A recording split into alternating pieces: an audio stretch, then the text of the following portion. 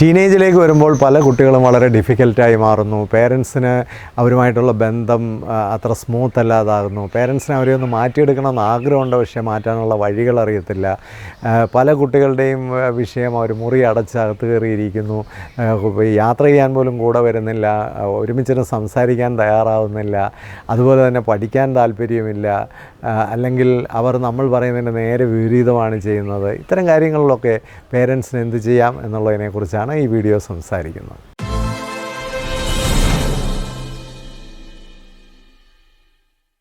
പലപ്പോഴും കുട്ടികൾ ടീനേജിലൊക്കെ ആയിക്കഴിയുമ്പോൾ നമ്മൾ മാതാപിതാക്കൾ ആഗ്രഹിക്കാത്ത പല കാര്യങ്ങളും അവരുടെ പ്രകൃതത്തിൽ കാണും, അല്ലെങ്കിൽ അവരൊന്ന് മാറിയിരുന്നെങ്കിൽ എന്നൊക്കെ നമ്മൾ ചിന്തിക്കുന്ന പല കാര്യങ്ങളുമുണ്ട്. അപ്പോൾ പലപ്പോഴും മാതാപിതാക്കൾ സംസാരിക്കുമ്പോൾ പറയുന്ന ഒരു പ്രധാന കാര്യമാണ്, ഞാൻ എന്ത് പറഞ്ഞാലും അതിൻ്റെ നേരെ ഓപ്പോസിറ്റാണ് അവൻ ചെയ്യുന്നത്.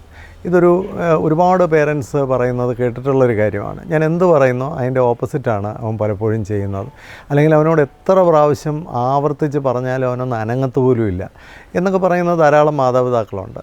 നമ്മൾ മനസ്സിലാക്കേണ്ടത്, കുട്ടികളിൽ പല മാറ്റങ്ങളും നമുക്ക് വരുത്തണമെന്ന് വലിയ ആഗ്രഹമുള്ളവരാണ് മാതാപിതാക്കൾ. എന്നാൽ കുട്ടികൾ പലപ്പോഴും മാതാപിതാക്കളെ മാറ്റണം എന്ന് അവരാഗ്രഹിക്കാറുമില്ല, അതിന് ശ്രമിക്കാറുമില്ല. കാരണം അവർക്കതിൻ്റെ ഹോപ്പൊക്കെ നഷ്ടപ്പെട്ടവരോ അല്ലെങ്കിൽ അതിന് അവർക്ക് കഴിയില്ലെന്നോ അവർക്ക് തിരിച്ചറിയാവുന്നവരാണ്. നേരെ മറിച്ച് മാതാപിതാക്കളെ സംബന്ധിച്ച് അവർ പ്രതീക്ഷയുള്ളവരാണ്, അവർ ഈ കുട്ടികളിൽ എന്തെങ്കിലും ഒരു മാറ്റം വരണമെന്ന് ആഗ്രഹിക്കുന്നവരാണ്. പക്ഷേ ഒരു കാര്യം ഇതിനു മുമ്പുള്ള പല വീഡിയോയിലും ഞാൻ പറഞ്ഞിട്ടുണ്ട്, കുട്ടികൾ കാണിക്കുന്നതെല്ലാം തന്നെ റിയാക്ഷൻസാണ്. കുട്ടികളായിട്ടൊന്നും കൊണ്ടുവരുന്നില്ല. ഒരു കുട്ടി ജനിക്കുമ്പോഴേ പറഞ്ഞാൽ കേൾക്കാത്ത കുട്ടിയോ അല്ലെങ്കിൽ അനങ്ങാതിരിക്കുന്ന കുട്ടിയോ റിയാക്ട് ചെയ്യാതിരിക്കുന്ന കുട്ടിയോ ഒന്നുമല്ല.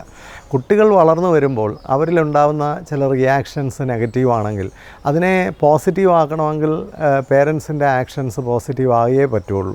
അപ്പോൾ സ്വാഭാവികമായിട്ടും ബുദ്ധിയുള്ളൊരു പേരൻ്റാണെങ്കിൽ, ജ്ഞാനമുള്ളൊരു പേരൻ്റാണെങ്കിൽ ഒരു കാര്യം മനസ്സിലാവും, ഇവനെ ഞാൻ ആഗ്രഹിക്കുന്ന ഒരു മാറ്റത്തിലേക്ക് കൊണ്ടുവരണമെങ്കിൽ എൻ്റെ ഭാഗത്തും ചില മാറ്റങ്ങളൊക്കെ ആവശ്യമാണ്.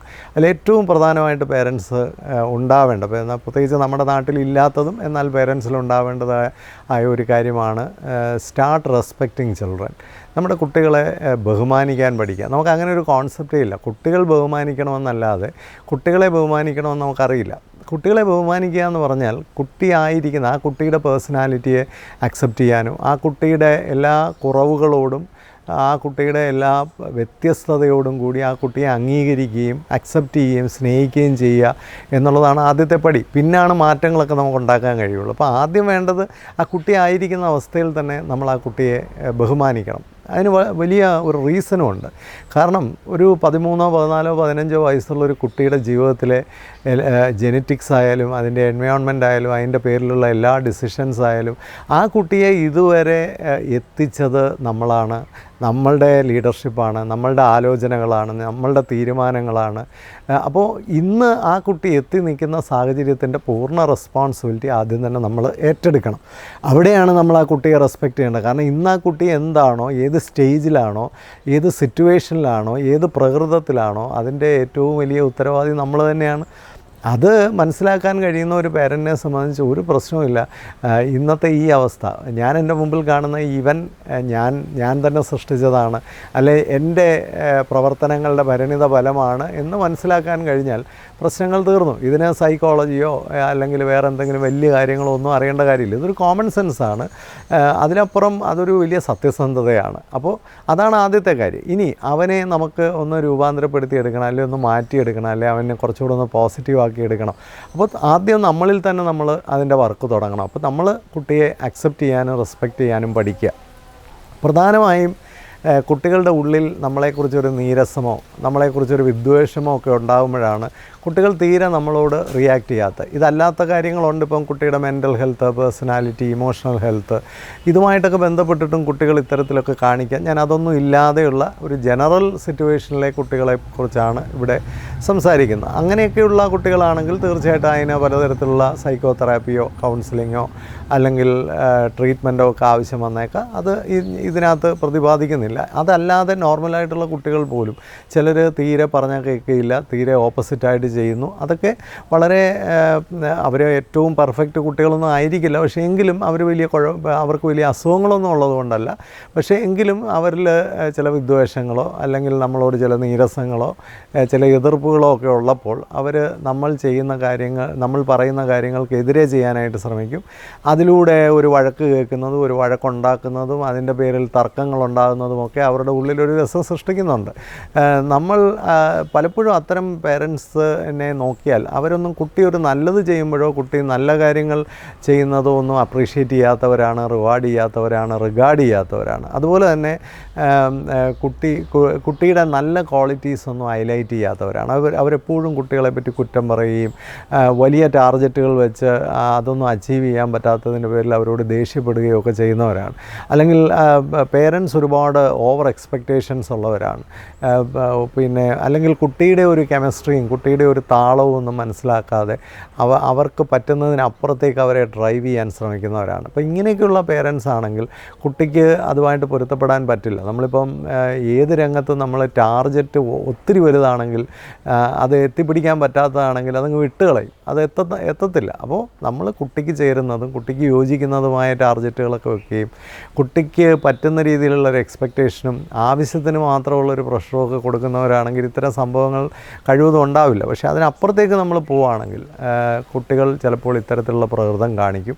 അപ്പോൾ സ്വാഭാവികമായിട്ടും കുട്ടിയെ റെസ്പെക്റ്റ് ചെയ്യുകയും കുട്ടിയുടെ ആ വ്യത്യസ്തതയൊക്കെ ഒന്ന് മനസ്സിലാക്കുകയും കുട്ടിയുടെ മനോവ്യാപാരങ്ങൾ അറിയണം, അവൻ്റെ മനസ്സിലൂടെ പോകുന്ന ചിന്തകൾ എന്തൊക്കെയാണ്. ഇതിന് കൂടുതൽ ആവശ്യം ലിസണിങ് പാരൻസാണ്. കുട്ടികളോടൊപ്പം അൺകണ്ടീഷണലായിട്ട് സമയം ചെലവഴിക്കാൻ കഴിയുന്നവർ, കുട്ടികളോടൊപ്പം കുട്ടികളുടെ ഇഷ്ടങ്ങളും ആഗ്രഹങ്ങളും ഒക്കെ ഒന്ന് സാധിച്ചു കൊടുക്കുന്നവർ. ഞാൻ ഇതിനു മുമ്പുള്ള പല വീഡിയോയിലും പറഞ്ഞിട്ടുണ്ട്, if you are today in their issues they will be definitely tomorrow in our issues. അപ്പോൾ ഇന്ന് അവരുടെ കാര്യങ്ങളിൽ നമ്മൾ നിന്നാൽ നാളെ നമ്മുടെ കാര്യങ്ങളിൽ അവരും നിൽക്കും. അപ്പോൾ ബാല്യത്തിൽ തന്നെ കുട്ടിക്ക് നമ്മളെപ്പറ്റി ഒരു ധാരണയുണ്ട്, അവരുടെ കൂടെ നിൽക്കുന്ന ഒരാളല്ല നമ്മളെന്നും, നമ്മൾ അവരെ പലതും അടിച്ചേൽപ്പിക്കുന്നവരാണെന്നുള്ളൊരു തോന്നൽ കുട്ടികൾക്ക് വന്നു കഴിഞ്ഞാൽ അവരുടെ ഇഷ്ടങ്ങൾക്കെതിരായിട്ട് എപ്പോഴും പോകുന്ന ആളാണ്. ഇപ്പോൾ ഒരു കുട്ടി തന്നെ ഗിറ്റാർ പഠിക്കാൻ ഭയങ്കര ആഗ്രഹമാണ്, ട്യൂഷന് പോകേണ്ടത് കൊണ്ട് ഇനി നീ ഗിറ്റാർ പഠിക്കണ്ട, കാരണം അവധിക്ക് പഠിച്ചു, ഇനി നീ ഗിറ്റാർ പഠിച്ചാൽ നിനക്ക് ട്യൂഷന് പോകാൻ പറ്റില്ല. അപ്പോൾ കുട്ടിയെ സംബന്ധിച്ച് ആ ട്യൂഷന് അവന് യാതൊരു സന്തോഷം ഉണ്ടാക്കുന്നതല്ല. പക്ഷേ അവൻ്റെ ഒരു സന്തോഷം എടുത്ത് മാറ്റി അപ്പൻ്റെ ഒരു സന്തോഷം എടുത്ത് അവിടെ ഫിക്സ് ചെയ്യുമ്പോൾ അവന് സ്വാഭാവികമായിട്ടും വിരോധം വരും എന്നുള്ള കാര്യത്തിൽ ഒരു സംശയമില്ല. പിന്നെ പൊതുവേ എത്ര പറഞ്ഞാലും ശ്രദ്ധിക്കാത്ത കുട്ടികളെന്ന് പറഞ്ഞാൽ അവരിൽ ചിലപ്പോൾ ഒരു അറ്റൻഷൻ ഡിസോർഡർ തന്നെ ചിലപ്പോൾ ഉണ്ടാവാം. ഇനി ഇതൊന്നും ഇല്ലെങ്കിൽ തന്നെ അവർക്ക് യാതൊരു സന്തോഷമോ ഒരു എനർജിയോ ഒന്നും ഇല്ലാത്തതും, അല്ലെങ്കിൽ അവർക്കൊരു താല്പര്യമില്ലാത്ത കാര്യങ്ങളിലേക്കായിരിക്കും പലപ്പോഴും നമ്മളവരെ നയിക്കുന്നത്. അവർക്ക് താല്പര്യമുള്ള കാര്യങ്ങൾ അവർക്ക് കൊടുത്താൽ നമുക്ക് താല്പര്യമുള്ള കാര്യങ്ങളിൽ അവർ നിൽക്കും, അതിനാണ് ഒരു സാധ്യത കൂടുതൽ. എന്തായാലും ഇവിടെ ഒരു ഗിവ് ആൻഡ് ടേക്ക് ആണ് ഏറ്റവും ഉചിതമായ ഒരു മാർഗമെന്ന് പറയുന്നത്. അപ്പോൾ നമ്മൾ കുട്ടികൾക്ക് താല്പര്യമുള്ള കുട്ടികളുടെ ഇഷ്ടങ്ങളൂടെ മനസ്സിലാക്കി കുട്ടികളെ ഒന്ന് അറിഞ്ഞ് അവരോട് പെരുമാറാമെങ്കിൽ ഇതിന് വലിയ മാറ്റങ്ങൾ ഉണ്ടാവും. വേറൊരു കാര്യം പേരൻസൊക്കെ പറയുന്നത്, അവന് പഠിക്കാൻ തീരെ താല്പര്യമില്ല, പഠിത്ത കാര്യം പറയുമ്പോൾ അവൻ വയലൻ്റ് ആവും, പഠിത്ത കാര്യം പറയുമ്പോൾ അവന് ഭയങ്കര ദേഷ്യമാണ്. ഇതിലും നമ്മൾ മനസ്സിലാക്കേണ്ട ഒരു കാര്യമുണ്ട്. ഒരു പക്ഷേ കുട്ടിക്ക് ചേരാത്ത ഒരു പഠിത്ത പ്രക്രിയയിലൂടെ ആയിരിക്കും അവൻ പോകുന്നത്. പല കുട്ടികളും ഒരു 9-ലോ 10-ലോ 11-ലോ ഒക്കെ വന്നു കഴിയുമ്പോഴാണ് ഇത്തരം പ്രശ്നങ്ങൾ പലപ്പോഴും കാണുന്നത്. അവിടെ നമ്മൾ മനസ്സിലാക്കേണ്ട ഒരു കാര്യം, ഈ കുട്ടിക്ക് അടിസ്ഥാനപരമായി ആ പഠിക്കുന്ന വിഷയങ്ങളൊക്കെ അറിയാമോ, അവനതിൻ്റെ മുമ്പുള്ള കാര്യങ്ങളൊക്കെ അറിയാമോ, അവനെ സിസ്റ്റമാറ്റിക്കായിട്ട് ബിൽഡ് ചെയ്തിട്ടുണ്ടോ. ചെറിയ പ്രായത്തിലൊക്കെ സിസ്റ്റമാറ്റിക്കായിട്ട് കുട്ടികളെ ഓർഗനൈസ് ചെയ്യാനൊന്നും മെനക്കെടാതെ, അല്ലെങ്കിൽ അവരുടെ അറിവുകളൊക്കെ എത്രയുണ്ടെന്നൊക്കെ നമ്മൾ ശ്രദ്ധിക്കാതെ, അല്ലെങ്കിൽ അവരുടെ പഠനത്തെയൊക്കെ ശ്രദ്ധിക്കാതെ പെട്ടെന്ന് ഈ 9-ലും 10-ലും ഒക്കെ വരുമ്പോൾ ജാഗൃതരാകുന്ന മാതാപിതാക്കൾക്കാണ് പലപ്പോഴും ഇത്തരത്തിലുള്ള പ്രശ്നങ്ങൾ വരുന്നത്. അതുപോലെ തന്നെ വേറൊരു കുഴപ്പമാണ്, ഈ 10ാം ക്ലാസ് കഴിഞ്ഞിട്ട് സയൻസ് പഠിച്ചില്ലെങ്കിൽ ലോകം അവസാനിക്കുമെന്ന് വിചാരിക്കുന്ന കുറേ പേരൻസ് ഉണ്ട്. ഇപ്പോൾ കഴിഞ്ഞ ദിവസം തന്നെ ഞാൻ കണ്ട ഒരു കുട്ടി, അവന് കണക്കിന് ഭയങ്കര ബുദ്ധിമുട്ടിയാണ് അവൻ 10ാം ക്ലാസ് പാസ്സായത്. പക്ഷേ എന്നാലും കണക്കില്ലെങ്കിൽ വലിയ പ്രശ്നങ്ങളുണ്ടാകും എന്നൊക്കെ പറഞ്ഞിട്ട് അവനെ ബ്രെയിൻ വാഷ് ചെയ്ത് ഒരുപാട് KFC ഒക്കെ വാങ്ങിച്ചു കൊടുത്ത് സോപ്പിട്ട് അവനെ കൊണ്ടുപോയി സയൻസ് എടുപ്പിച്ചു. അപ്പം +2-ന് സയൻസ് എടുത്ത് കഴിഞ്ഞപ്പോൾ ഈ 10ാം ക്ലാസ് വരെ പഠിച്ച സയൻസും കണക്കും അല്ല +2-ന് പഠിക്കുന്നത്. വളരെ ടഫായിട്ടുള്ള ഒരു സിലബസാണ് +1 +2-ലുള്ളത്. അപ്പോൾ +1-ൽ വന്നപ്പോഴത്തേക്ക് കുട്ടിക്കത് പഠിക്കാൻ പഠിക്കാനൊക്കെ വലിയ ബുദ്ധിമുട്ടാവുകയും അവന് ദേഷ്യമാവുകയും അവൻ അരഗൻ്റ് ആവുകയും വയലൻ്റ് ആവുകയും ഒക്കെ ചെയ്യുന്നു. അപ്പോൾ പക്ഷേ ആ നേരത്തെ ഉണ്ടായിരുന്ന കണക്കിൻ്റെ ബുദ്ധിമുട്ടും അതുമായി ബന്ധപ്പെട്ട കാര്യങ്ങളും എല്ലാം പേരൻസ് അങ്ങ് മറന്നു പോവുകയും പേരൻ്റ് ഇപ്പോൾ ഓർക്കുന്ന ഒറ്റ കാര്യമുള്ളൂ, അവന് പഠിക്കാൻ താല്പര്യമില്ല, അവൻ പഠിക്കുന്ന കാര്യം പറയുമ്പോൾ വയലൻ്റാണ്. പക്ഷേ അതിൻ്റെ പുറകോട്ട് ഇറങ്ങി ചിന്തിക്കുമ്പോഴാണ് മനസ്സിലാകുന്നത് കുട്ടിക്ക് കോമ്പീറ്റൻസി ഇല്ലാത്ത ഒരു കാര്യമായിരുന്നു മാത്തമാറ്റിക്സ്. മാത്തമാറ്റിക്സിൽ കുറവുള്ളൊരു കുട്ടിയെ സംബന്ധിച്ച് അവന് ഇപ്പോൾ കണക്കിന് മാത്രമല്ല ഫിസിക്സും കെമിസ്ട്രിയും ഒക്കെ പാടാവും എന്നുള്ളതാണ് വാസ്തവം. അപ്പോൾ ഇതൊന്നും പേരൻസ് പലപ്പോഴും കുട്ടികളുടെ ഭാഗത്ത് നിന്ന് ചിന്തിക്കുന്നില്ല, കുട്ടികളെ മനസ്സിലാക്കുന്നില്ല. അവരുടെ തലയിലോട്ട് വലിയ ലോഡൊക്കെ എടുത്ത് വെച്ച് കൊടുക്കുകയാണ്.